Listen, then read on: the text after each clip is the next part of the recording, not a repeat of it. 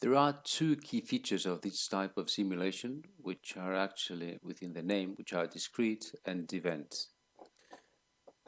First, one thing that distinguishes this type of simulation from other types is the fact that there are no explicit time functions. So, for example, in the gas station, we do not have any kind of function such the one we have there. We don't have an explicit function of the number of customers depending on time, whether it's a sine or any other type of function, a polynomial function or anything. We have that the number of customers we have in our system is the result of a chain of events, as we saw in the step-by-step description of how the system evolves. But we do not have that. That you can find in other types of simulation, okay, but not in discrete event simulation. Second, there are three major components of a model in this kind of simulation. First, we have the elements.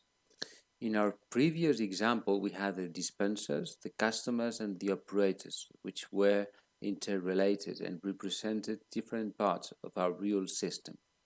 We can have, in another kind of model, we can have trains, tanks, customers demanding a product, passengers, phone calls, parcels, all kinds of things, okay?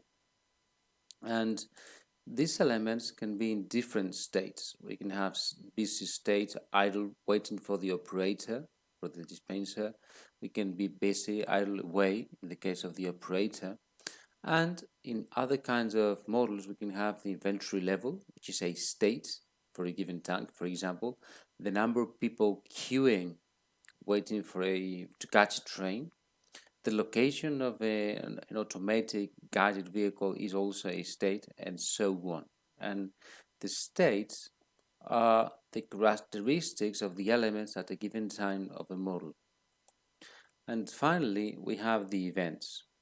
Events are some things that occur over time that change the states of the elements. So, for example, when a customer arrives, that is an event.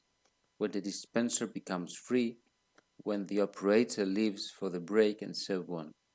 In different models, we can have different events, such as a train arriving to the station, in order being received, the fact that there is stock out, etc.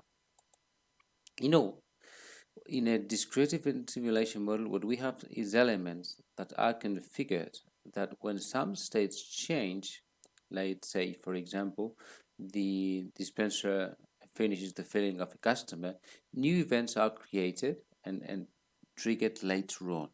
So in this case, the event is this customer leaves the system. Or, for example, if a new customer arrives to the system, okay, we create new events which are new customers to arrive later on. The following customer will arrive at some point in time later on. So, we have states that change, that trigger new events created to occur later on, that again will change the state of the element, and so on. So there is a chain